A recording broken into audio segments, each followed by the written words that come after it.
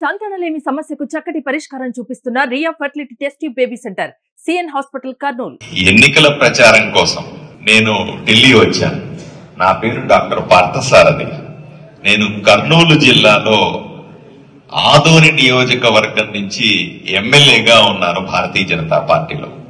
అలాగే national secretary జాతీయ కార్యదర్శిగా ఓబీసీ మోర్చా బీజేపీలో కూడా ఉన్నాను. అలాగే మినిస్ట్రీ ఆఫ్ డిఫెన్స్ లో భారత్ ఎలక్ట్రానిక్స్ కి ఇండిపెండెంట్ డైరెక్టర్ గా కూడా పనిచేస్తా ఉన్నాను. ఈ ఢిల్లీలో ఎన్నికలు జరుగుతున్న సందర్భంలో ఆంధ్రప్రదేశ్ లో ఉన్న ఎమ్మెల్యేగా ఉన్న నన్ను ఈ ఎలక్షన్ లో పనిచేయమని ఇక్కడికి పార్టీ పంపింది. ఆ సందర్భంగా నేను మీతో కలిసే అదృష్టం వచ్చింది. నాకు 4 విషయాలు మాత్రమే చెప్తా.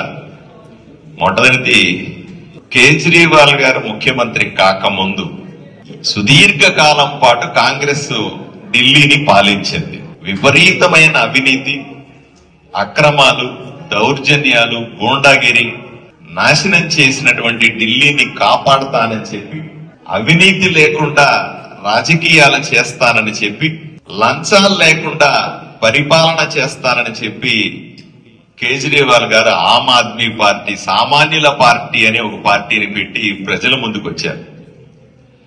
ప్రజలు ఎంతో ఆశపడ్డారు.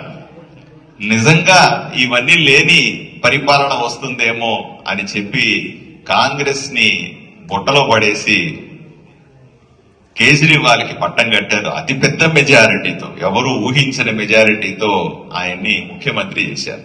ప్రజల ఆలోచన ఏమిటి?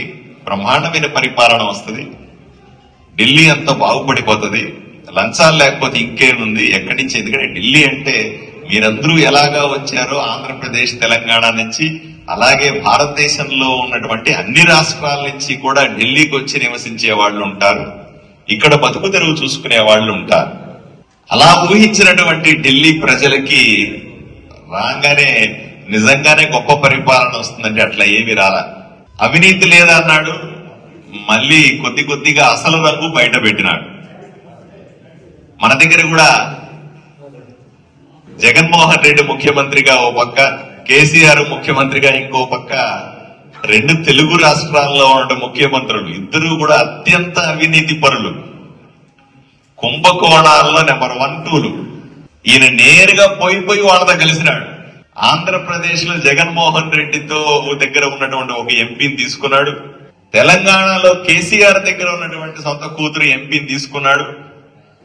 ఇద్దరిని తీసుకుని ఈ మద్యం మాఫియాని సృష్టించి ఒక కుంభకోణాన్ని తయారు చేసినాడు. దేశం ఎప్పుడూ చూడలే ఇట్లాంటి కుంభకోణాన్ని. తెలుగు రాష్ట్రాల్లో ఉన్న ఇద్దరిని తీసుకొని ఢిల్లీలో ఉన్న సాక్షాత్తు ముఖ్యమంత్రి, ఉప ముఖ్యమంత్రి అందరూ కలిసి 1000 కోట్ల కుంభకోణం. మీరు గమనించే ఉంటారు, కుంభకోణం జరిగిందని చాలా రోజుల తర్వాత బయటకు వచ్చింది. విపరీతంగా ప్రతి 100 అడుగులకి, ప్రతి 100 అడుగులకి ఒక మందు షాప్ పెట్టారు ఢిల్లీలో.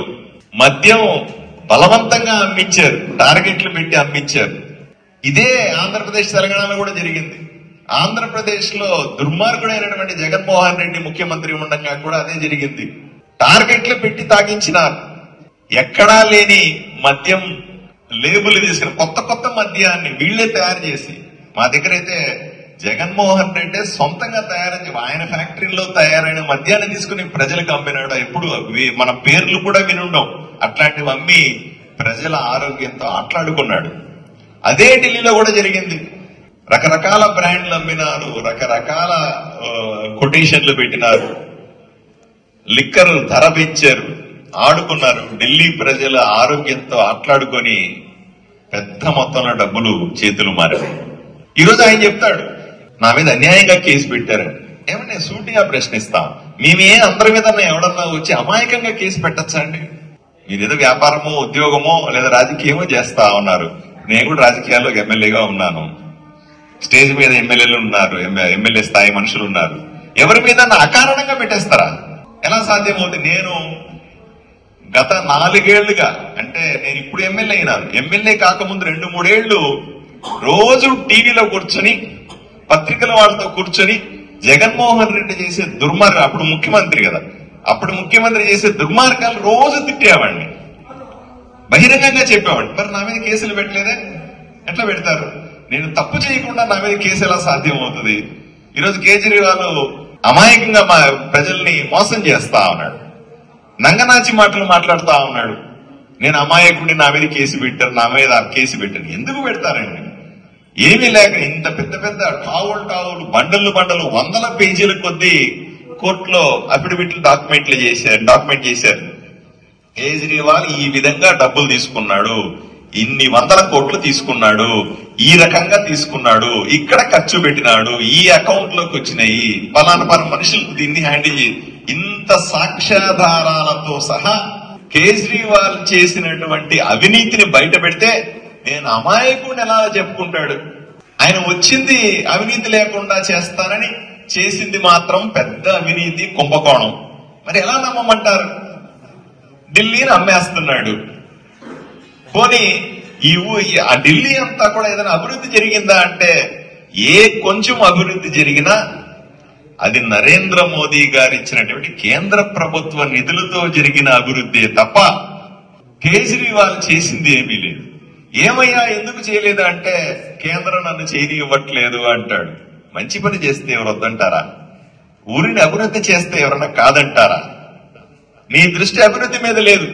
ఎంతసేపు 4 మంచి మాటలు చెప్పడం, అమాయకులని లేనిపోని విషయాలు చెప్పి మోసం చేయడం, డబ్బులు దండుకోవడం.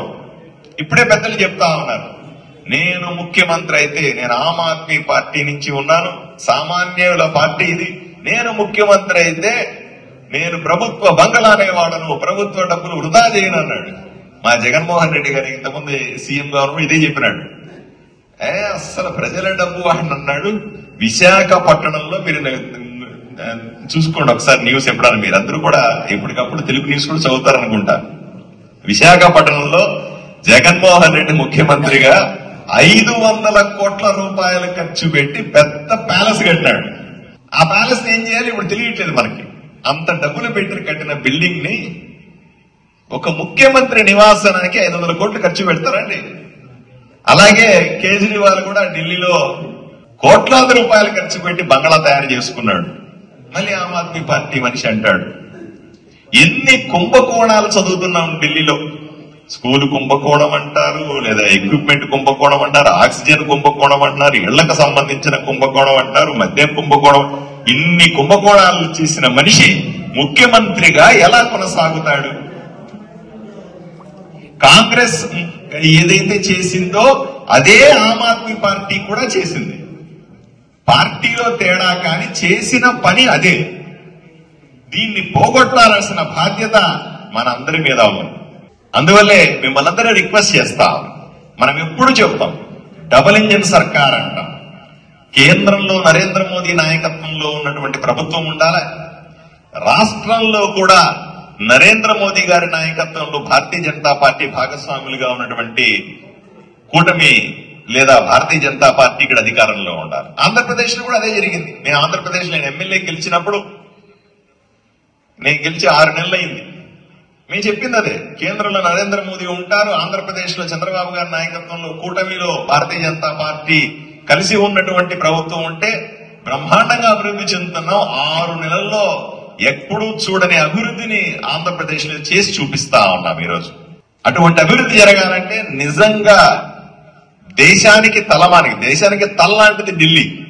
అంతే శరీరం అంతా రకరకాల రాష్ట్రాలు అయితే తల మాత్రం ఢిల్లీ. ఇటువంటి నగరం అభివృద్ధి చెందాలంటే తప్పనిసరిగా భారతీయ జనతా పార్టీ అధికారంలో ఉంటేనే సాధ్యమవుతుంది.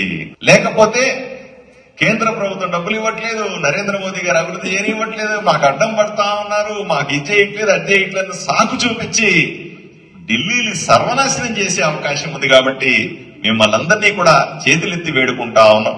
దయచేసి ఈ 10 రోజుల పాటు మీరందరూ కూడా కేవలం మీకు మాత్రమే కాదు అందరికీ కూడా వీధి గ్రామాలకు తిరగండి, ప్రతి ఒక్క వ్యక్తిని మోటివేట్ చేయండి. ఈ 10 రోజులు నేను కూడా ఢిల్లీలో ఉండి ఎలక్షన్ ప్రచారంలో పాల్గొంటాను. నన్ను మరికొన్ని ప్రాంతాల్లో కూడా తీసుకెళ్లి మీరు పరిచయం చేయండి. అందరం కలిసి ఇక్కడ భారతీయ జనతా పార్టీ ప్రభుత్వాన్ని ఏర్పాటు చేస్తే మనం అనుకున్న విధంగా ఢిల్లీ ప్రజలను సుఖశాంతులతో చూడటం సాధ్యమవుతుంది. అవినీతి లేనటువంటి ఏ ప్రభుత్వం ఏదైతే ప్రజల కల ఉందో దాన్ని సాధించుకోవడం సాధ్యమవుతుందని తెలియజేస్తూ ఈ అవకాశం ఇచ్చిన మీ అందరికీ కూడా ధన్యవాదాలు తెలుపుకుంటున్నాను. నమస్కారం.